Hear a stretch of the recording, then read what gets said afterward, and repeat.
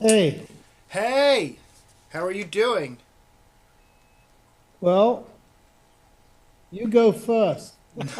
I'm here. I'm still here. I'm hanging in there. But you've had more adventures, I think, than I have. I'm curious to hear Oh, all I of it. don't know. You had a big adventure yesterday, I think. Yeah, no, we can talk about that. That's very fresh in mind. We can definitely talk about that and all the things going on in the world. But I'm really curious. Like, it's been a while. How are It's you? been a while. How was your So trip?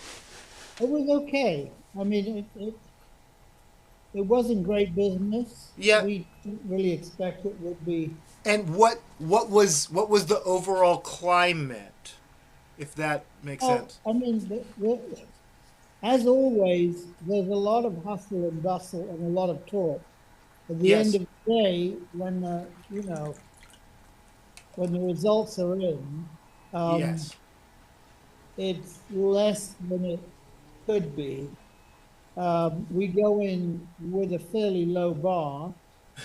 We make a big splash because we take things that people are encouraged and very that they enjoy seeing, but they're not buying at that level. We nor do we necessarily expect them to. But there's definitely, I mean, everybody says in that part of the world there's certain cooling off of the economy, and that's Wait, stretching say it again. from Everyone says in that part of the world.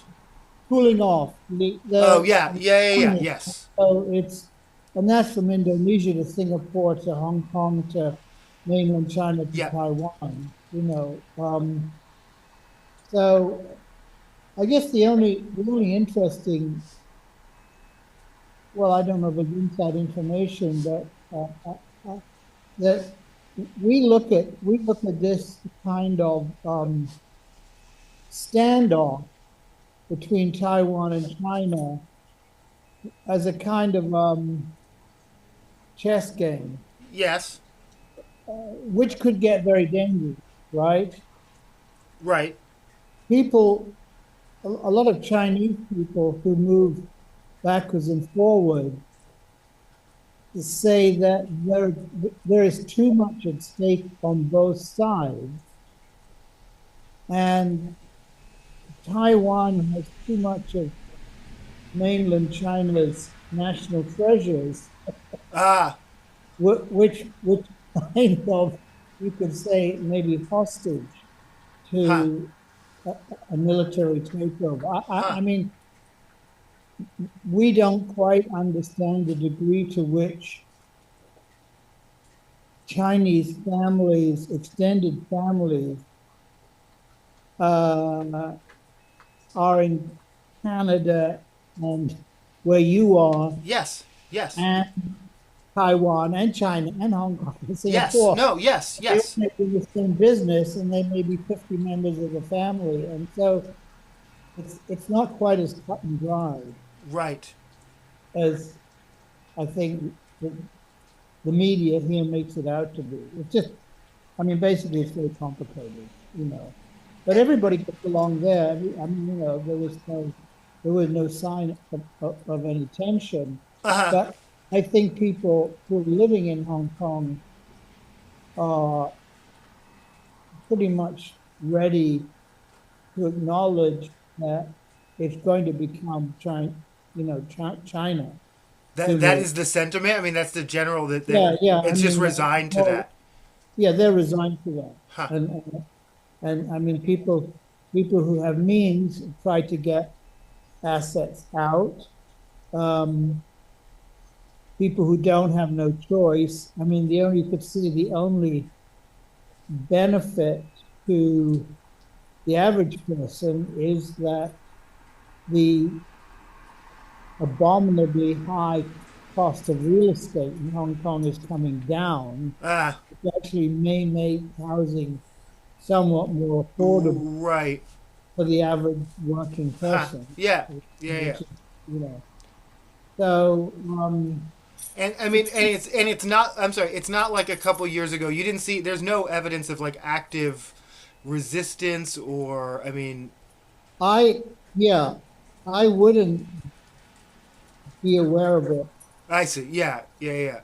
Uh, How? well, I would say there was no art that Yes. Yeah. Yeah. seemed to touch on that. Yeah.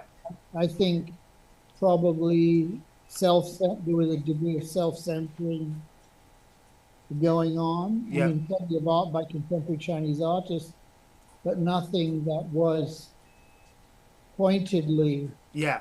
defiant. Yeah. Uh, What would you say what was the age range of attendees? oh, oh, well, there were there were babies in strollers. Yeah. Yeah. Yeah. Yeah. No. Yeah. Yeah. Okay. Like in any I art fair. would say Yeah. the average age, that's a good question. The average age was probably between 30 and 50. Uh huh. Yeah. Yeah. We, Yeah. we had we had a we had the most exciting time with we had a visit from um, a huge pop star. Uh huh. I'm trying to I'm gonna look up to see if I Sure. can tell you who it is. A Korean one. Uh, I should have prepared better for this. Um, let me see. I'm just gonna get. Well, I'll find it. I'll send you the post. He came to our booth. He's been in movies, so Yes. he's got a wife and 2 kids, but he's suddenly we had this flotilla of women and police and crowd come Yes.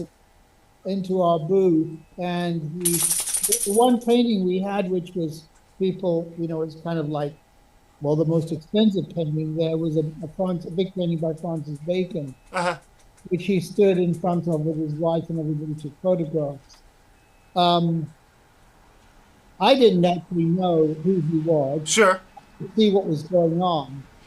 In fact, it was a put up job because my colleague Joyce Liu, who works with us full time, but she's from Taiwan, she knows him very well, and he deliberately Yes. into our booth Yes. to to give us some publicity. Sure. Sure. So, Sure. Sure. but, other than that, I mean, people get dressed up. It's a kind of a social occasion Yes. for a lot of people.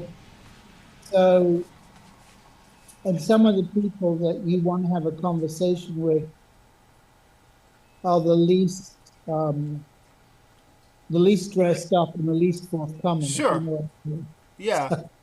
So you have to kind of make yourself available to the people who don't look like you. Absolute. No. Absolutely. Yeah. Yeah. Yeah. Yeah. Uh, but we had some good meals. Yes. Yeah, some good food, and it went quite quickly. I Did you mean, get to do anything? I mean, other than good food, did you get to do anything other than the? only on the first, the fair runs Wednesday through Sunday, Yes. and the setup is on Monday and Tuesday. Yeah. So if we don't have to spend too much time with the setup, we went out to go to a museum which was having some exhibitions of local artists, which was interesting. We got outside during the Yes. day. Yeah. Yeah. Yeah. But that's kind of what the pattern, because the rest of the time, the hotel that we stay in is attached pretty much by a long walkway through stores and stuff. Some of it's open with the convention center, Yeah. so Yeah. Yeah. you don't really go outside uh, because you're working from 12 to 8. Right. Right. Right. At 8 o'clock, I'm not ready to, I'm sure. No, I'm sure. to go Yeah. out. Yeah. And then and then you were back by the time the sort of all the tariffs I things was explode. back on Sunday Yeah. and today, And is this a Nero moment? Is he fiddling while Rome burns, or is it a Marie Antoinette let them eat cake moment where he's going to get beheaded? I mean, it, it is it is almost unbelievable. I mean, Well, I am okay. Yeah. Well, I first of all, I did see like lots of 1789 and guillotine themed signs yesterday. I will put that out there. But no, I guess. Well, but no. Before we move on, no. A couple things. Well, one, did you get any sentiment of how sort of thoughts on U.S. or just in the region or? how you mean from being in Hong Kong? Yes. Yeah. Or how things were covered while you were there? Did there? I was, well, I'll tell you this. The the news to watch and to really know what's going on is actually Al Jazeera, Yes. which Oh no, that's been true. Yes. Yeah.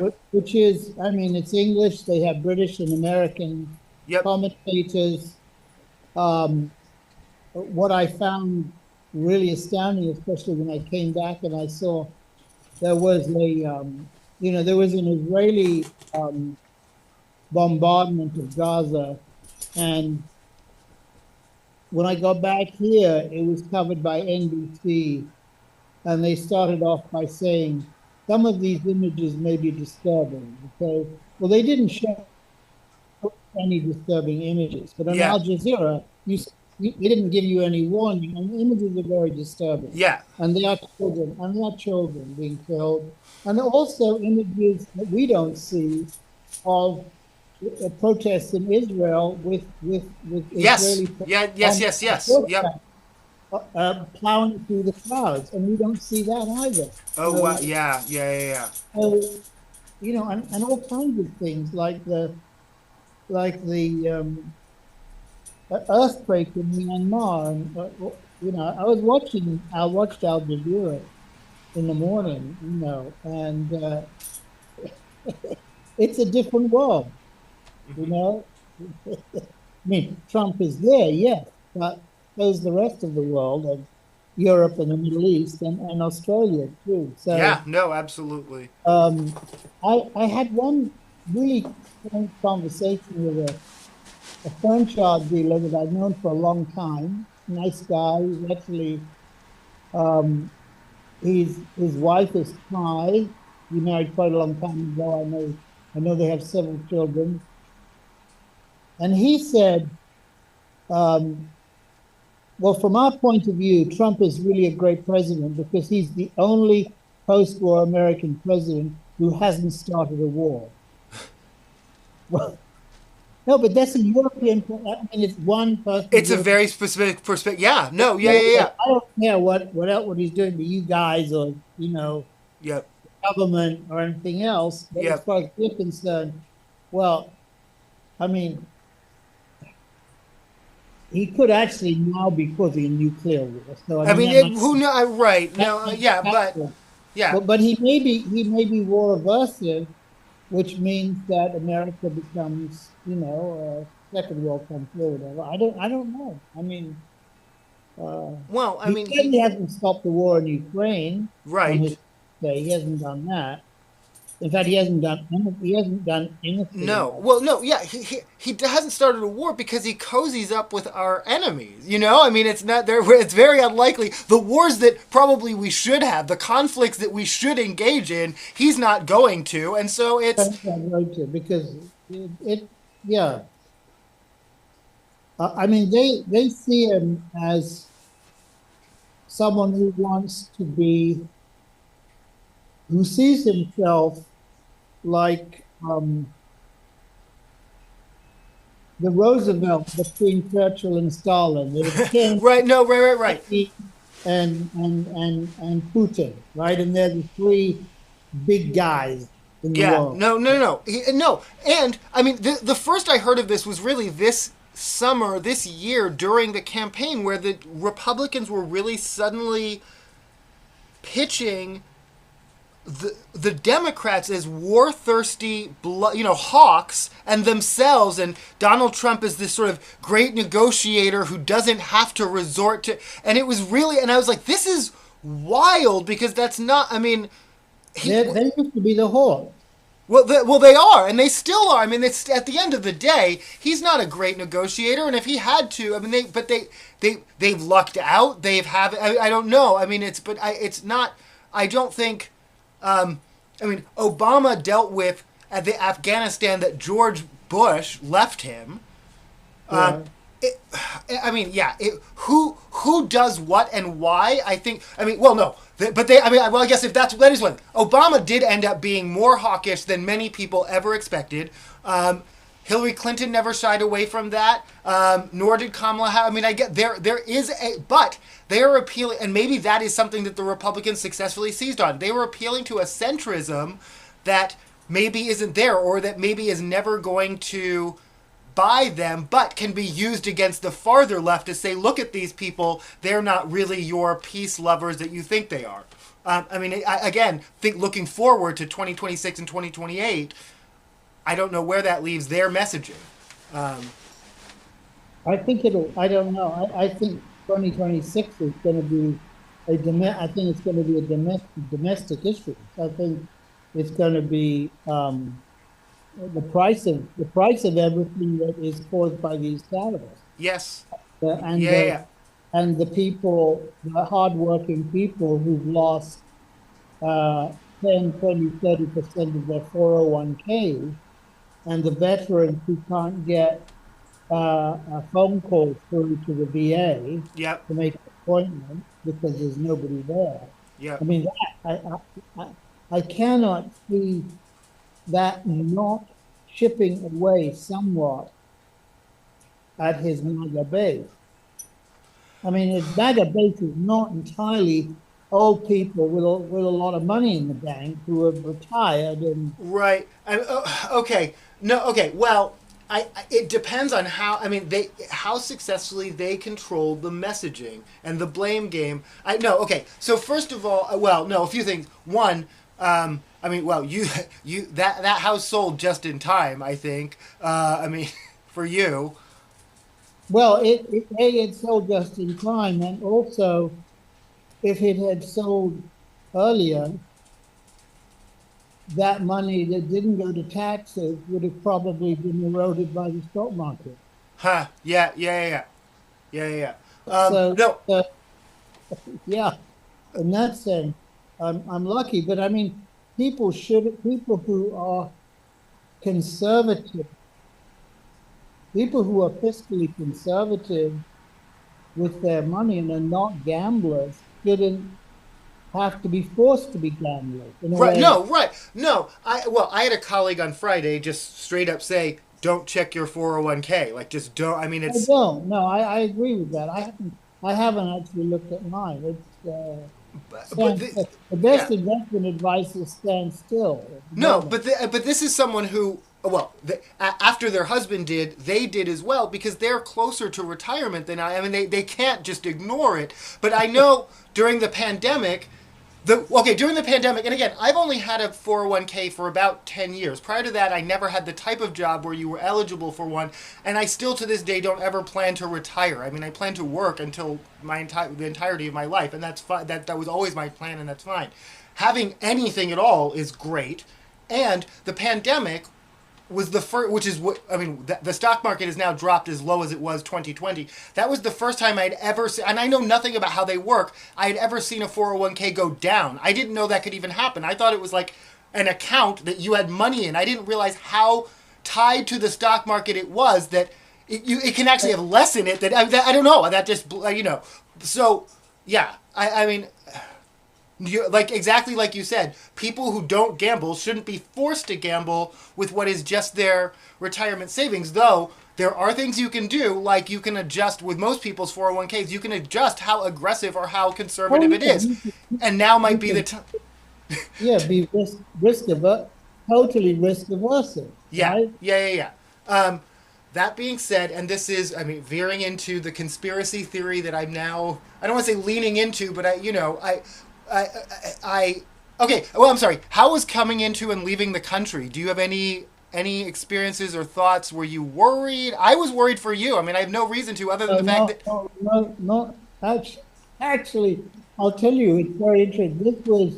This was the smoothest either way. But Hong Kong has a complete facial recognition Huh? system. I didn't show a passport. In fact, I Is that didn't. true? I showed my passport when I went to the ticket counter Yes. in New York. Yes. I don't think I showed it after that. Did you have to fill out the declaration on the airplane? No, no, I didn't fill out anything. Huh. Okay. No. Okay. That's. I asked them if there was a landing card. They said no, and they were right. But there were several times as I was going through immigration, an entrance to Hong Kong, where I had to look at a screen, Yes. gate opened, and then I went in, and then another screen, and the gate opened. And Huh. when I came back here, Yes. because I have GOES, which Yeah. is, Yeah. Yeah. Yeah. okay, so I went straight to that line, which was virtually empty, Yes. stood in front of a window of a thing, looked at it, and then I walked towards the immigration guy who said, "Hi, Michael, do you have anything to declare?" Uh. So he knows who the Yep. next, you know, Yep. it tells him who I am. Okay. So, in fact, I mean, I would say that it's ironically easy um, because I'm a citizen, I Yeah. guess, but I don't have a record. Right. My colleague Joyce, who I referred to earlier, has been on uh, approved work visa status, renewable every 3 years, Right. until this March, when a lawyer got no reply from the immigration people regarding her ability to renew it. So she is stuck overseas. She can come as a visitor, but until she gets that again, She can't work. work. Yeah. No, and I mean, you're hearing That's more and more about people who, yeah, who go to just regular check-ins or who are in yeah, fact law-abiding citizens. They're not. yeah, exactly. And the students too. I mean, Well, no, I mean that's okay. That to me, that is, I mean, that is just wild and a terrifying. I mean, I mean, they're shopping it with green card holders, but this. Because I mean, they're not accusing them of crimes. They're very specific. They're not accusing them of crimes, but they're saying it. What they're saying their rhetoric, which is not criminal because they can't prove or find anything where these people made threats or said anything illegal because they didn't. But they're saying it is counter to foreign relations, and therefore that is why they don't belong in our country, which is a real carve out of free speech for people who have free speech. Everyone in America, whether they are a citizen or not, has First Amendment rights until they decide you don't, until they start these carve outs. And then they can continue them with other types of students or with, and you know, I'll give you an example. I was at, if by their logic, anyone who says anything opposing the Israeli government is anti-Semitic, and that is an yeah, argument that they continue to insist on over and over. I was at a rally yesterday. Some people had Palestinian flags. That was not the purpose or intent of the rally, but at every rally I've been in the last year, someone has some Palestinian flags. They want to photograph me in front of them and connect me with that. I don't know. You know what I'm saying? I well, mean, yeah. and then again with these guys who are exported to El Salvador in this mega prison, they're saying gang affiliation, and they're using this criteria, some of which is what kind of tattoos you have, which might be a sports team, and you know what kind of body language you have in a social media post that can be, I mean I'm sure you can find. I mean, these kinds of poses, you can call that gang style, or you can say that's how 12-year-olds pose in their in their selfies. It's I mean, wearing a Buffalo whatever jersey. I mean, I read one thing that this guy he was hauled off prison because he had a tattoo that looked like a crown or something, yep. and he was wearing a Buffalo Bills football jersey. It is But the criteria that he could have been a Basquiat fan and a genuine fan of the sport. I mean, look, so do you think that when I was interviewed in the by the military intelligence when I was going to go to Vietnam, yes, and they asked me this stupid question: if you were in the American Army and war was declared with Great Britain, would you fight? And I said no. right. Nowadays, I would be out. That I'd would be go, that could be well I would, not right? not from Great Britain, but from the country. Well, I don't know. No, I well, mean, actually, no. You're right because no, and Hesketh, who wants to kill everybody he sees, no, right. announces it on signal, I Yeah. suppose. No, you're right because I mean we're already seeing a French scientist who they said had something on their phone critical of Trump and they weren't allowed into the country for a conference and that's it's and yeah, they're openly So, firing people and citing fealty as the reason, but they don't say fealty to Trump. They say if you don't have loyalty to this administration's mission, which is their code word for saying if you don't do whatever we say whenever we say, you're out. I mean, it is. Why? I mean, I obviously I'm fired up. I was at a rally yesterday where person after person spoke about how this is what authoritarianism looks like. It really, really is. I mean, it's not theoretical. It's not. there was a clip I saw on Instagram, almost the whole thing, of Obama, and he said, "Can you imagine what would have happened if I had banned Fox News from my press conference?" That alone, right? Yeah. I mean, No. Well, okay. So for the last 4 years, night after night after night, um, Karine Jean-Pierre, because she didn't answer exactly the way they wanted her to, she was the top story night after night after night. She could have kicked them out. I mean,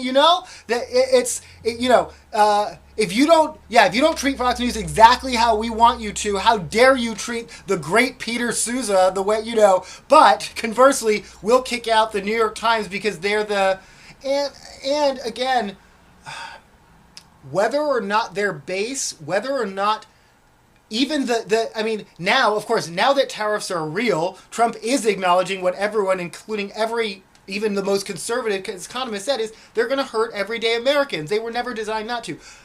This is the part I said I was going to get to, the conspiracy theory.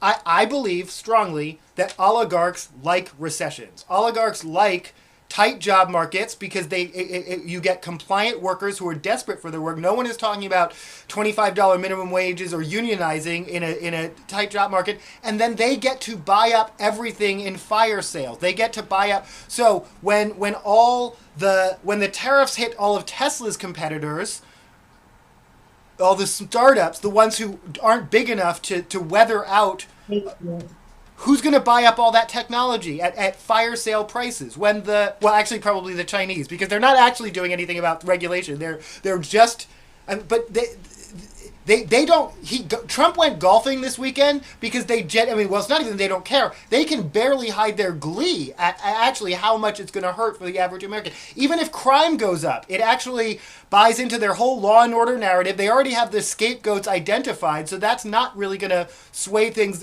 with their base. Even, when people get desperate and start, and they're going to just paint it, the left, the immigrants, the whoever, they don't. Is that a conspiracy theory or is it based on historical. I mean, it is. It's all based on historical fact, but you can't prove why they're doing it now or that they're gleeful. But I mean, behind closed, Well, they're barely hiding it. I mean, they're barely hiding it. Trump's saying he doesn't care whether car prices go up. But here's the part that, I mean, here's the part that I guess sort of where the conspiracy theory, where it, okay, why are, well, if this were really going to have such a horrible effect on the economy, why are none of the heads of any of the American companies, why have none of the heads of any of the major car companies who said anything about Elon Musk being so cozy? Because in the end, they're going to do okay too. They're going to just raise their prices. They don't care if they have to lay people off. They don't care if they have to close factories. They and their shareholders will get their golden parachutes and bonuses. They're going to be okay. That's why they're silent. Otherwise, this is their main competitor who's hanging out with the president day after day after day. Nothing to say about it. yeah.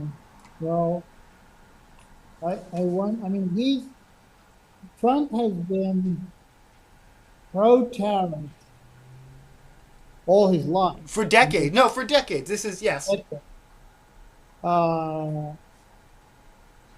whether he's being manipulated or I don't know whether he has. I don't think he has the intelligence to grasp the mechanics of it. That he may feel, if I press this button and that happens, I don't care what happens to the people. But he does. I mean, he's got to be aware of how thin his majority is in Congress. I mean, Yeah, no, yes. they won in Florida, but by less than we hoped. And that Democratic judge got elected in Wisconsin. Yes. Was, No, no. Oh, Wisconsin. So not only just anyone who owned a Wisconsin hoodie or has ever spent any time in Wisconsin wanted you to know they've been to Wisconsin, but it came up in speech after speech after speech, just like this is our gleaming hope. This is what we have to latch onto. That yes, Wisconsin, well, and yeah, specifically. I mean, Oh, sorry. no, go ahead. I was just going to say specifically Musk. This is, what that really was a challenge to Musk's theory that he can pump millions and millions of dollars, including straight up just bribes to direct individuals, and get away with it. It didn't matter. It didn't work. Yeah, Maybe, yeah. He handed money to people. Which is now, if no one's going to stop you, they'll keep doing it. Ross used to do that. I mean, But what were you going to say? No, I don't know. I don't know. I didn't think I'd get to this age and have a huge bump, if you know what I mean. Yeah. Cory Booker. Do we want to talk about Cory? Oh, I think that's quite amazing. To beat a record that was made by a anti-segregationist 50 years ago. I think it's great, but on the other hand, how arcane or archaic is this congressional system? I just don't understand. Oh, no. Okay. No, so this is funny. I heard that he was doing it. I started watching. I tuned in for a couple hours, go to bed, go to work, thought, wait, I knew he was planning to do it overnight. I guess I thought, I wonder how long it lasted, turn it on to find he's still going. I get my Abolish the Filibuster shirt, and then I start live streaming myself, watching it. I watched the last 2 hours, which were actually quite powerful. I mean, you could tell he had already done all the laying out the bullet points, and he was just operating on like full emotion. No, it was actually quite powerful. But no, I have an Abolish the Filibuster shirt, which has been a Democratic talking point for years and years and years and years and years. Though just in November, I was wearing it somewhere at some event, and someone said basically, "You're gonna regret that. Like all the Democrats are gonna need the filibuster now." And this technically wasn't a filibuster because he wasn't trying to delay or prevent anything. This was just, but yes, the rules. I think more so than this, I think the whole thing, and we'll see if she's actually right. But when Nancy Mace used the floor of the to make accusations about a bunch of people that she has not made any accusations of abuse, that she's not consulted the police, she's not filed in court, she is not in civil court, she's not done anything other than make these accusations using the Senate floor, or the House floor rather, I'm sorry, because there's an arcane rule that basically you can accuse anything of anyone of any, you can shout fire in a crowded theater in this space. I don't understand the rule, but again, they're so arcane. I mean, that's the thing. That's what I feel. I mean, right now, there's not much choice because they control everything. But next time we have things, I want to make sure, what about term limits? What about executive overreach? I mean, right now, it looks like, I mean, Congress is now saying that they're going to take over federal judges, which it turns out they have way more oversight than any of us realize they do. So the one tiny little branch that we thought maybe would be a glimmer of hope, they're going to just defund or do whatever they can do. I mean, there's a lot we could do to fix the system to prevent the next Trump, because there's not much we can do right now with the Trump that we have, if that makes sense. Yeah, no, that's absolutely true.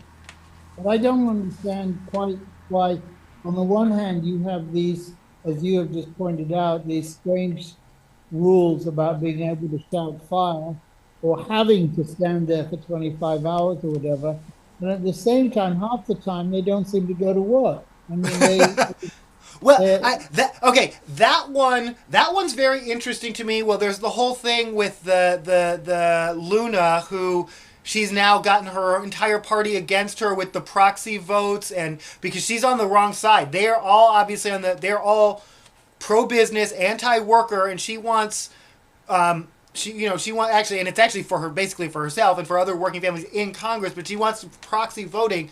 What's going to happen? I mean, yes, they hold the majority, but only if they stay there and actually vote. Because some of these people don't like to be in Congress. They like to be off in front of cameras and making accusations and still blaming Biden.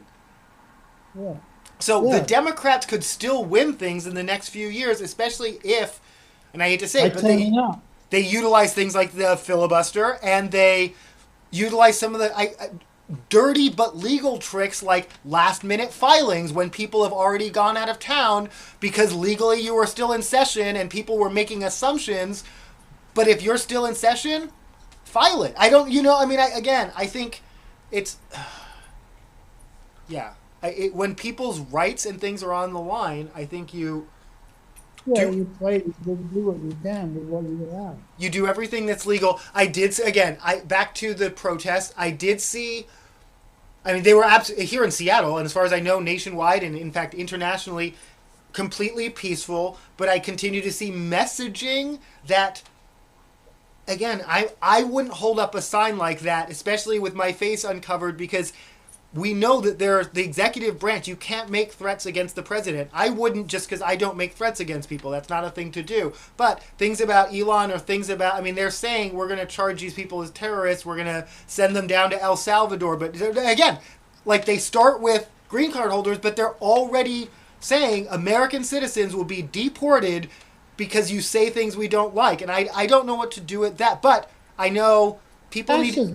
That is fascism. No, it is fascism, but we already do. I mean, again, and they moved the Doge into the executive branch. So if they want to argue Elon Musk is a member of the executive branch at any time and threats against him, they actually have the legal authority to do so. You know, people are wearing the Luigi from Mario Brothers, which is a... So, you know, they had whatever the words, the D words that were written on the bullets. I saw signs like that too, and I know I'm not there with them, but I know those people make up the movement too. And I know as you coalition build, what do you do with people who are more and less radical? I say anyone who is violent obviously isn't welcome, but people who are making, and especially when it's like, for instance, it says Fire Musk, and then it has a picture of a Cybertruck on fire. Yeah, yeah, yeah. That's ambiguous, but I don't advocate even that, but I am saying this is what I'm seeing, and I'm reporting. Yeah. Well, you'll see just as much, if not more, violence on demonstrations, MAGA demonstrations. I mean that, I or well, I think, but again, it now comes down to how you control the narrative. I mean, and back to Trump and whether he just pushes a button and just sees what happens. We know. I mean, one of his first decisions of this term was with the January 6th protesters. He was debating, should it be much more strategic? Should we really figure out who are the hardened criminals, who are not? And then what did he say? Fuck it, release them all. yeah, That was how he's going to president this term. That was his opening. yeah. So And there's no holds barred, right? He wants a third term, and he'll do anything he wants to get it. He'll do anything he has to do. He'll release anybody. One of the people he released has now been arrested for the fifth time. This time for punching a 3-year-old. Doesn't seem to matter. He's a friend of Jared Kushner's dad, so release him. You know. yep. So anything good? Anything that you looking forward to? I'm going to. We have a gallery branch in Palm Beach. I've never. We've had it since COVID. I'm going down on Tuesday because we are moderating a panel discussion for an exhibition of abstract sculpture, and I'm talking to the widow of one of the artists. So I'm not a great fit for Palm Beach, but I will, you know, I will find a lightweight suit and behave myself. Absolutely. Yeah, Yeah. just for the day, and then I'll be back. Okay. Yeah. And you, normal week coming up? Nothing too exciting coming up. Oh, I have a training this week that I probably should be a little bit more prepared for, but well, it's on DEI. And it's by request, and it's with a group of people who I know are willing and interested in going deep into having those more difficult conversations. And so I'm always happy to do those kinds of trainings for people who it's the first time they're really having them, and some of them are even Yeah. why do I have to have this conversation? But I'm always glad to have them with people who have been in it for a minute and are willing to go a little bit deeper. So I'm looking forward to that. Good. Yeah, no, and just seeing what yeah, no, seeing where this movement goes. I actually, after yesterday, I had a really good feeling. Like, I mean, I think it's a both and as far as I think that it's great that there are lots of really small protests everywhere. And so, and again, when you say there are 1,100 or 1,300 across the country, that means in some really, really small towns. At the same time, if you have protests every weekend in some really small towns, that means you never get those really big protests. Yesterday was really of this administration. The first time I got to see, I saw some people from Whidbey Island, and normally that would be like that means they had to travel by ferries, and it's 3 hours. And they said, yeah. I said, is there something happening in Whidbey today? They said yes, but they also felt it was important to come out, and it really was great to see lots of people in one place. So, like I said, I think it's a both and. I think it's great that there are protests at every Tesla dealership, but I also think there need to be times where people all get together because A, that's what brings out the news, and B, that's what brings the energy up. That's when it does feel like a community. If it's 50 people or 20 people, I don't know. That doesn't. I don't know. I really was. I want to see some more of these. I guess coalition building. So that I'm enthusiastic about that. Um, Good. I think there are 20,000 people in New York. yeah. Yeah, yeah, yeah. Good. Okay. Okay. Have a great week. Love you, Bob. I love Have a you. good week. Bye. Bye.